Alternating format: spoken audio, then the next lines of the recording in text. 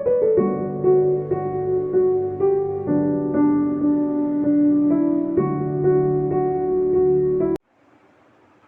Morning, good afternoon and good evening guys. जब भी आप ये वीडियो देख रहे हो, होप सो आपकी पढ़ाई बहुत अच्छी चल रही हो। Welcome back to my channel finance at home. So हम रेजिडेंशियल स्टेटस कर रहे थे, आज वही कंटिन्यू करेंगे। So before starting this video आप पुराना वीडियो देख के आइएगा। क्योंकि उसमें हम लोग ने पर्सन क्या होता है, इंडिविजुअल, एचयूएफ में रेसिडेंशियल स्टेटस कब माना जाए, कैसे माना जाए, ये देख के आया है। तो ठीक है, पहले वो वाला वीडियो कंप्लीट कर लीजिएगा। बहुत छोटा है, स्पीड 2x स्पीड में देखिएगा, बहुत जल्दी समझ आ जाएगा आपको। इजी है, जल्दी समझ में भी आ जाएगा और टाइम भी कम लगेगा। और रिवीजन कर रहे हो तो भी वो वेल एंड गुड है, बहुत जल्दी आपको समझ आ जाएगा सब चीज़। Okay, and before starting the video, I have already make a video on a financial management and a cost management, तो आप वो भी देख लीजिएगा। अगर उसमें भी कोई टॉपिक में अगर आपको वीडियो चाहिए तो let me know in the comment section. Okay, and if you have liked my video, just give a thumbs up and share with your friends. And you can also follow me on Instagram finance at home, where I have uploaded MCQ test series updates on a CMA, CA, CS, and notes also available there. If you want this note, that is available on my Insta page, so you can check on there. Okay, now the intro part is end. Well, let's start. Before starting today's video, let us recall whatever we have studied in last video. Okay, so there is a person. Okay, and section in section 2 in section 2 clause 31 में हमने person की definition देखी थी। Person क्या होते हैं, तो person is an individual H U F partnership form AOP BOI, फिर local authority, artificial judicial person, firm and a company होते हैं। क्या होते हैं, हमारे पर्सनस होते हैं। ठीक है, एंड उसके बाद हम लोग ने देखा था कि रेसिडेंशियल स्टेटस कितने टाइप के होते हैं। तो एक होता है रेसिडेंट, एक होता है resident not ordinary resident, and एक होता है that is non resident. Okay, for individual के लिए हमें रेसिडेंशियल स्टेटस क्या देखना है, तो फॉर इंडिविजुअल के लिए पहला बेसिक कंडीशन है। Basic condition is written down under section 6 clause 1. That section talk about the basic condition for individuals. So basic condition ये है कि पहले तो प्रीवियस ईयर में, मतलब मान लो आप किसी असेसमेंट ईयर का निकाल रहे हो, ठीक है, तो उसका प्रीवियस ईयर में उसको 182 डेज या उससे ज़्यादा रहना चाहिए। पहला कंडीशन ये है। एंड दूसरा कंडीशन ये है, पिछले साल तो उसको 60 दिन रहने, मीन्स 60 डेज और मोर। एंड फॉर प्रीवियस ईयर को छोड़ के उसके 4 साल पीछे के 4 साल को उसको रहना है 4 ईयर्स में 365 डेज। तो how we studied at 4 years में एक साल में मीन्स 365 डेज। ओके, ये बेसिक कंडीशन था। अगर ये फुलफिल नहीं होता है तो क्या हो जाएगा, वो डायरेक्ट रेसिडेंट हो जाएगा। ठीक है, अब एडिशनल कंडीशंस, अगर चलो ये वाला पूरा नहीं होता तो एक एडिशनल कंडीशन भी अगर वो पूरा हो जाता तो रेसिडेंट ऑर्डिनरी रेसिडेंट हो जाएगा, अदरवाइज वो नहीं पूरा हुआ तो रेसिडेंट नॉन ऑर्डिनरी रेसिडेंट हो जाएगा, एंड अल्टीमेटली वो नॉन रेसिडेंट हो जाएगा। ठीक है, तो पहला क्या है, 7 प्रीवियस प्रीसीडिंग ईयर्स में उसको 730 डेज रहना चाहिए। कैसे याद किया था हम लोग, 730 डेज। ओके, एंड फिर दूसरा है, दोनों कंडीशन फुलफिल होनी चाहिए एक साथ, और है कि 10 प्रीवियस प्रीसीडिंग ईयर्स में 2 साल उसका रेसिडेंट स्टेटस कहलाना चाहिए, तो वो हो जाएगा एडिशनल कंडीशन। ठीक है, अब देखना ये एडिशनल कंडीशन किन लोगों पे लागू नहीं होगा, ऐसे सिटीज़न और ऐसे ओरिजिन के, इंडियन ओरिजिन, जो कि वो इंडियन सिटीज़न किस लिए बाहर गए हैं, एम्प्लॉयमेंट के लिए गए, या क्रूज शिप में है उसके लिए बाहर गए हैं, तो ये एडिशनल वाला एप्लीकेबल नहीं होगा कंडीशन। ओके, एडिशनल कंडीशन किसके अंदर लिखा हुआ है, सेक्शन 6 clause 6 का। देखो इसको याद कैसे करना है, सेक्शन 6 हम लोग ने देखा है कि इंडिविजुअल का रेसिडेंट स्टेटस के बारे में सेक्शन 6 बता रहा है। एडिशनल क्लॉज किसका है, 6 है। क्लॉज 6 कैसे याद रखोगे कि इंडिविजुअल का सेक्शन ही क्या है, 6 है, तो उसी का एडिशनल कंडीशन बता रहे हैं, ठीक है। तो आप ऐसे याद कर सकते हैं, ठीक है। तो ये हो गया उसका एडिशनल कंडीशन, ठीक है। अब ये हो गया, हम क्या बोल रहे थे, इंडियन सिटीज़न अगर कोई व्यक्ति इंडिया से बाहर गया एम्प्लॉयमेंट के लिए, या कोई इंडियन सिटीज़न क्रू मेंबर है किसी शिप का, उसके लिए वो बाहर गया, तब आपको एडिशनल कंडीशन नहीं लगेगी, तब आपको basic condition that is section 6 clause 1 की कंडीशन ही एप्लीकेबल होगी। और एक और ऐसा आदमी जो इंडियन सिटीज़न है या इंडियन ओरिजिन है, वो सिर्फ इंडिया बस घूमने के लिए आता है, तो उसका एडिशनल कंडीशन एप्लीकेबल नहीं होगी, डायरेक्ट बेसिक कंडीशन एप्लीकेबल होगी।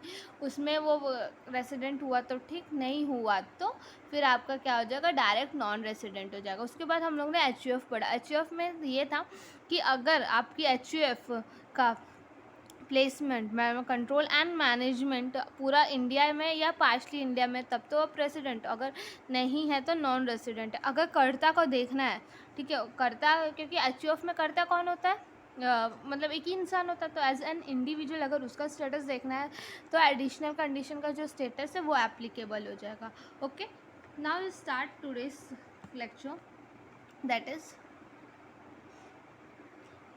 Form AOP BOI local authority and artificial judicial person का अगर हमें रेसिडेंट स्टेटस देखना है तो क्या हो जाएगा, resident if the control and management of its affair is situated Holi और पार्शली इन इंडिया, सेम है।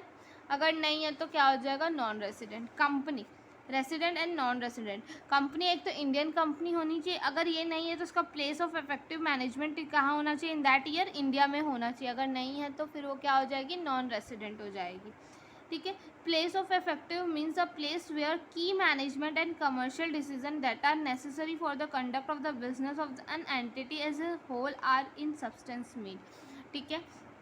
ऐसा प्लेस जहाँ उसका की मैनेजमेंट और कमर्शियल डिसीजन लिया जाता है, ठीक है, वहाँ से ही चलता है। मेन हेड कहाँ पे आपका इंडिया में है, वो अगर यहाँ से पूरा इफेक्टिव मैनेजमेंट हो रहा है तो क्या हो जाएगी, आपकी कंपनी रेसिडेंट कहलाएगी। पर एक अमेंडमेंट था, अगर पोएम वहाँ पे एप्लीकेबल नहीं होगा जिसका टर्नओवर और ग्रॉस रिसीव किसी भी कंपनी का 50 करोड़ या उससे कम है फाइनेंशियल ईयर में, तब पोएम नहीं लगेगा। ओके,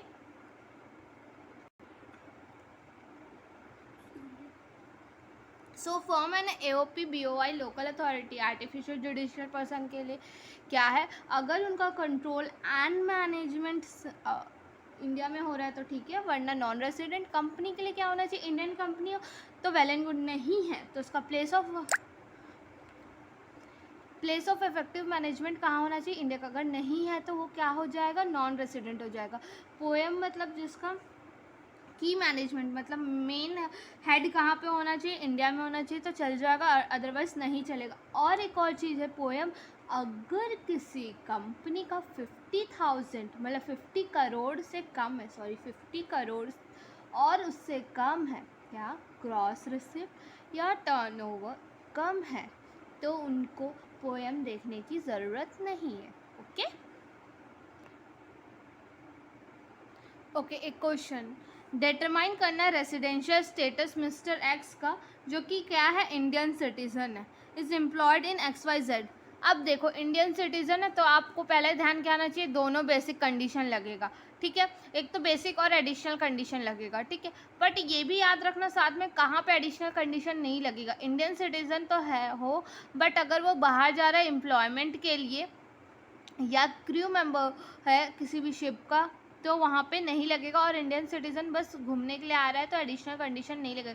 ये 3 बात याद रखना। Okay, he was sent on a deputation in US on 15/7/2019, determine his residential status for the assessment year.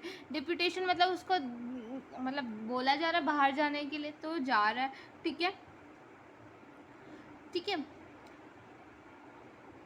Deputation बोला जा रहा है, मतलब वो कहाँ किस लिए जा रहा है, क्योंकि एम्प्लॉयमेंट के लिए जा रहा है, तो एप्लीकेबल मतलब सेक्शन 6 क्लॉज 6 वाली एडिशनल कंडीशन तो एप्लीकेबल नहीं होगा। तो पहला का क्या होना चाहिए, बेसिक कंडीशन क्या है, पहला है आपका 182 डेज होना चाहिए प्रीवियस ईयर में। अगर ये भी नहीं हो रहा है तो दूसरा कंडीशन ये है कि प्रीवियस ईयर में 60 डेज रहना चाहिए and plus plus plus for previous preceding years में 1 साल, दैट इज़ 365 डेज और मोर रहना चाहिए। लेट्स सी वो जा कब रह रहा है, कब भेज रहा है उसको, 15/7/2019 को भेज रहे, ठीक है। हमारा और किसके लिए निकालना है, 2021 के लिए निकालना है, ठीक है। तो हमारा अप्रैल से चालू हो जाता है साल, हमारे फाइनेंशियल ईयर तो अप्रैल से चालू हो जाता है। अप्रैल में 30 दिन रहा, मई में 31 दिन रहा, जून में 30 और जुलाई में 15 डेज। अच्छा, यहाँ जिस दिन जा रहा है उस दिन को भी काउंट करते हैं, ठीक है। मतलब वो रात में जा रहा है, सुबह जा रहा है, दिन में जा रहा है, उस दिन को भी हम इंडिया में ही मानते हैं, ठीक है। 15 तो 106 डेज हो रहा है, 182 डेज वाला तो फुलफिल ही नहीं किया, ठीक है। और इसका सेकंड सेटिस्फाई नहीं हो सकता, 60 डेज दिया उसके बाद का कुछ बताया नहीं कि 4 प्रीवियस ईयर यहाँ था या नहीं था, तो वो सेकंड वाला भी कंडीशन एप्लीकेबल नहीं हो पा रहा है क्योंकि क्वेश्चन पूरा बताया नहीं है। तो since mister X does not satisfy the first basic condition applicable to him, therefore he is the non resident for the assessment year, and reason second condition is not applicable because he is going outside India for employment, ठीक है। अब देखते हैं, ठीक है। सी question में ना यहाँ पे वो पूरा बताया नहीं था कि पिछले के 4 साल वो कहाँ था। अगर ये नहीं बताया तो आप डायरेक्टली सिर्फ 182 डेज़ वाला ही देखिएगा, ठीक है। और इंडियन सिटीज़न और एम्प्लॉयमेंट और शिप और ओरिजिन वाला वो जो बस घूमने आ रहे हैं वो 3 है, तो तब तो आपको वो देखना ही नहीं एडिशनल कंडीशन, फिर आपको सिर्फ बेसिक कंडीशन ही देखने, ओके। इन द ईयर, अब दूसरा क्वेश्चन देखते हैं। In the year 2019-20, previous year, a sailor has remained on the ship for a private company owned ocean-going ships as follows. First, तो outside the territorial water of India for 183 days था। India territorial से वो 183 days तो बाहर था वो, ठीक है। Inside the territorial water of India for 182 days, India के टेरिटोरियल में अंदर था वो 182 days. Is he consider to be a resident for the assessment year 2021। अब देखो ये तो बात कर दिया sailor remain as a ship में रहता है, वो क्रू मेंबर ही होगा, तो क्या होगा 182 additional condition that is section 6 clause 6 वाला तो एप्लीकेबल नहीं होगा, ठीक है। तो वो क्लॉज तो एप्लीकेबल ही नहीं होगा, ठीक है। तो अब क्या हो जाएगा, वो जब क्लॉज नहीं एप्लीकेबल होगा तो आपको बेसिक क्या देखना, 182 डेज़ वाला देखना, और उसके बाद जो हम लोग ने प्रीवियस ईयर 60 डेज़ वाला पढ़ा है उसके बारे में यहाँ पे दिया नहीं हुआ है, तो हमें वो नहीं देखना है, तो डायरेक्टली 182 डेज़ देखना। पहले क्वेश्चन में क्या बोला, वो टेरिटोरियल इंडिया के बाहर था 183 डेज़ के लिए, बट इंडिया के अंदर तो 182 डेज़ था ना, तो 182 डेज़ वाला तो पहला वाला बेसिक कंडीशन सेक्शन 6 क्लॉज 1 वाला बेसिक कंडीशन तो ये फुलफिल कर दिया है, तो विच मीन्स ये क्या है, रेसिडेंट है, ठीक है। An individual is an Indian resident if he is in India for a period of 182 days और more during the previous year, okay. अगर क्वेश्चन में आपकी जैसे बोलता है, प्लीज़ आप पूरा स्टेटमेंट के साथ लिखिएगा तो आपको अच्छे मार्क्स मिलेंगे, okay. India includes territorial water of India since the sailor remain inside the territorial water of India for 182 days, he is regarded as resident in India for the assessment year 2019-2021, okay. यहाँ तक समझा आपको? अगर आपको ये video यहाँ तक समझ आ रही है तो एक लाइक तो बनता है ना, लाइक कर दीजिएगा। एंड आपको कोई भी डाउट है तो आप कमेंट सेक्शन में पूछ सकते हैं, और कोई टॉपिक पे वीडियो चाहिए तो let me know in the comment section, 1 by 1 I will make that video, okay. And now the third one, the XYZ incorporation is incorporated in Cayman Island, it is key management, ये बाहर की है, island. Okay, its key management and commercial decision are taken in board meeting held in Mumbai. ठीक है, मुंबई में होता है. तो अब देखो हमें कंपनी, पहले तो कंपनी इनकॉर्पोरेटेड है, विच मीन्स ये कंपनी होगी. तो पहला कंडीशन क्या होना चाहिए, एक तो इंडियन कंपनी होनी चाहिए. अगर ये नहीं है तो उसका पोएम कहाँ होना चाहिए, इंडिया में होना चाहिए. और अमेंडमेंट क्या है, अगर 50 करोड़ से कम है तो पोएम नहीं देखना है. अगर ये तीनों चीज़ फुलफिल नहीं होती है तो वो कौन बन जाएगा, नॉन रेसिडेंट बन जाएगा. ठीक है, बट यहाँ 50 करोड़ वाला तो कुछ दिया नहीं है तो हमें पोएम देखना पड़ेगा. ठीक है, अब पोएम तो पहले ही बोल दिया है कि उसका देखो क्या बोल दिया, की मैनेजमेंट एंड कमर्शियल डिसीजन. मतलब की मैनेजमेंट, जो मैनेजमेंट का अच्छा डिसीजन, मतलब जो मेन डिसीज़न लिया जाता है या कमर्शियल डिसीज़न लिया जाता है वो कहाँ लिया जा रहा है, मुंबई में लिया जा रहा है. तो क्या हो जाएगा, ये इंडियन कंपनी हो जाएगी. As per section 6(3) a company is said to be resident in India in any previous year if the place effective management in that area that year is in India. अगर India में तो है. In this case though the companies incorporate outside India. ठीक है, outside है but it will be regarded as resident in India as it place of क्या है, poem उसका क्या है, उस फाइनेंशियल ईयर में हमारे इंडिया में था.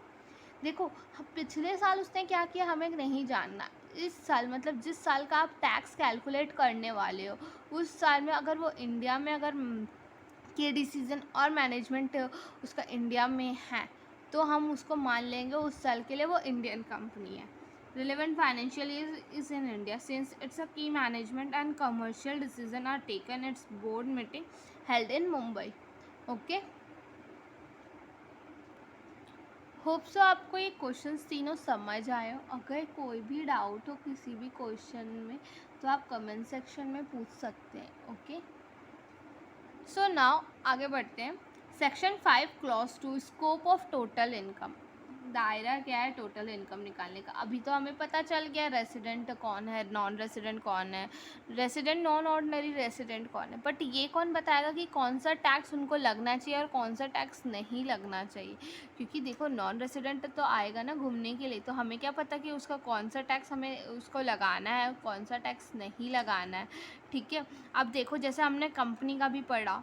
ठीक है, कि company incorporate outside India but उसका की मैनेजमेंट कहाँ चल रहा है, इंडिया में हो रहा है. तो हमें क्या पता कौन सा इनकम उसका इंडिया में ही अर्न हो रहा है और रिसीव हो रहा है, वही लगाएंगे ना. सी बेसिकली आप टैक्स किस पे लगाओगे, जो आपकी कंट्री में अर्न कर रहा है और रिसीव कर रहा है उस पर ही लगाओगे, या आप क्योंकि आपकी कंट्री का फ़ायदा उठा रहा है ना वो वहाँ पे, तो आप उतने ही लगाओगे ना. अगर उससे ज़्यादा तो नहीं लगाओगे. तो इसीलिए हमें पता होना चाहिए कि कहाँ पे आपको पैसे पे टैक्स लगाना है, कौन से पैसे पे टैक्स लगाना है एंड कौन से पैसे पे टैक्स नहीं लगाना है. तो tax in incidence in case of difference residential status is as follows. इसके नोट्स भी मैंने इंस्टाग्राम पे अपलोड करके रखे हैं तो आप वहाँ से चेकआउट कर सकते हैं. And you can guys follow me and Instagram. So आपको नोट्स, अपडेट्स, MCQ सीरीज़ आपको मिलते रहेंगी. ओके, एंड CMA वालों के लिए अभी MCQ थोड़ा सा ज़्यादा एंड CA वालों का भी MCQ बढ़ गया तो आप लोग चेकआउट कर सकते हैं. ओके, ठीक है. डिफरेंट रेसिडेंशियल स्टेटस में टैक्स का कितना लगेगा. ठीक है, अगर कोई भी इनकम रिसीव हो रहा है या डीम्ड टू रिसीव, डीम्ड मतलब होता है मान लिया गया कि वो वहीं रिसीव्ड हुआ है इन इंडिया बाय हिम और हिज बिहाफ. अगर उसके बिहाफ पे भी कोई रिसीव कर रहा है, लाइक अ प्रिंसिपल के बिहाफ पे कोई एजेंट रिसीव कर रहा है तो रेसिडेंट पे भी टैक्स लगेगा. नॉन NOR मतलब resident but not ordinary resident है. ठीक है, तो NOR मतलब non ordinary resident. Okay, and NR. तो कोई भी अगर ये तीनों आदमी, अगर इस तीनों आदमी बोलते हैं तो अगर ये तीनों आदमी कोई भी इनकम रिसीव करते या मान लिया गया कि वो इंडिया का ही इनकम है या उसके बिहाफ पे वो या कोई और भी, एक तो पहला क्या है इंडिया पैसा में रिसीव हो रहा है. ठीक है, पैसा मिल रहा है. ठीक है, या तो मिल रहा है या तो मान लिया गया कि वो इंडिया में ही मिल रहा है. ठीक है, और रिसीव कौन कर रहा है, या तो वो खुद आदमी कर रहा है या उसके बिहाफ पे कोई कर रहा है. तो तीनों पे ही हम लोग टैक्स लगाएंगे जितना भी अमाउंट रहेगा. इनकम अक्रूइंग और अराइजिंग इन इंडिया और डीम टू अक्रू और अराइज. ऐसा है कि वहाँ से ही पैसा जनरेट हुआ है, या तो इंडिया में ही जनरेट हुआ है या मान लिया गया है कि वो इंडिया में ही जनरेट हो रहा है, तो वो तीनों आदमियों पे लग जाएगा टैक्स, ठीक है।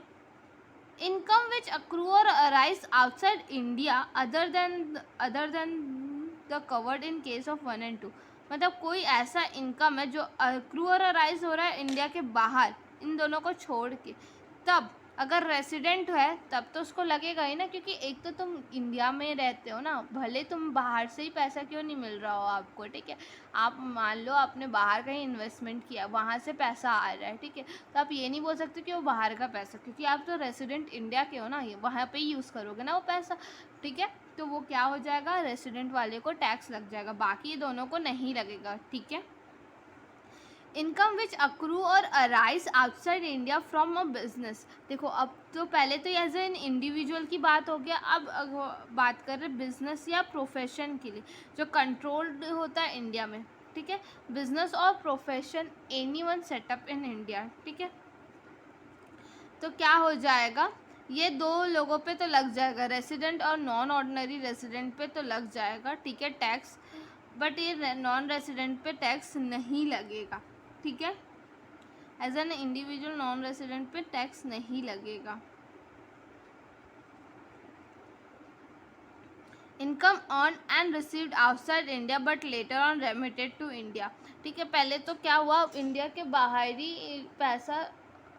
बाहरी पैसा आपने कमाया है, वहाँ ही पे मिला है, बट तो क्या होता है, जैसे मान लीजिए फॉर एग्ज़ाम्पल आप लोग बाहर रहते हैं, ठीक है, लंदन में रहते हैं, वहाँ से आपने पैसा कमाया, ठीक है, और उसके बाद आपने यहाँ पे अपने मम्मी पापा को ट्रांसफ़र कर दिया 1 दिन बाद 2 दिन बाद, ठीक है, सैलरी आई, उसकी 2 दिन बाद आपने रेमिट कर दिया, तब आपको यहाँ पे आकर टैक्स नहीं देना पड़ेगा।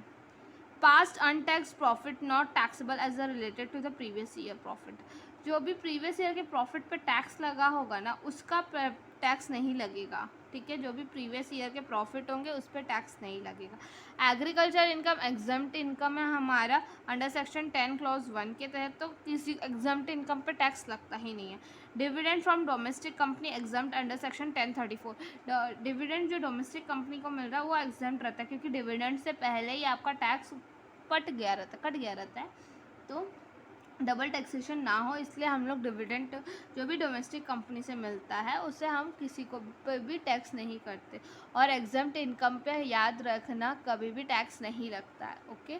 सो पहला क्या है, इनकम रिसीव्ड और deemed to received in India by him और ऑन हिज बिहाफ, तो तीनों आदमी पे टैक्स लग जाएगा। इनकम अक्रू और अराइज इन इंडिया, तीनों आदमी पे टैक्स लग जाएगा। Income received, okay, income which accrue और अराइज आउटसाइड इंडिया, बाहर से ही कमाया है, ठीक है, वो बस रेसिडेंट पे लगेगा, बाकी दोनों पे नहीं लगेगा। अगर बिजनेस प्रोफेशन है जो सेटअप है इंडिया में, तो आप दोनों को मतलब रेसिडेंट और नॉन ऑर्डिनरी रेसिडेंट पे टैक्स लगेगा, एनआर पे नहीं लगेगा। Income earn and received outside India but later on, मतलब पहले तो पैसा कमा लिया, उसके बाद थोड़े दिन बाद अपने घर में ट्रांसफ़र कर दिया, तो किसी पे नहीं लगेगा। पास्ट प्रॉफिट पे नहीं लगता है टैक्स, क्योंकि वो पास्ट ईयर का प्रॉफिट रहता है। एंड देन एग्रीकल्चर इनकम पे नहीं लगता है, एंड देन डिविडेंड इनकम पे नहीं लगता है। डोमेस्टिक, एक मिनट, डिविडेंड इनकम मिल रहा है जो कि फॉरेन कंपनी है, तब तो आपको टैक्स देना पड़ जाएगा अगर आप रेसिडेंट है तो, बट अगर डिविडेंड कंपनी डोमेस्टिक कंपनी है तब आपको टैक्स नहीं देना पड़ेगा, क्योंकि ये एग्जम्प्ट इनकम है, ओके। होप सो आपको यहाँ तक समझ आया होगा, और अगर आपकी यहाँ तक पढ़ने तक कोई भी क्वेश्चन है आपके बुक्स में वो सॉल्व कीजिए, अगर उसमें डाउट है तो आप मुझे पूछ सकते हैं, ठीक है, आई विल ट्राई, ओके।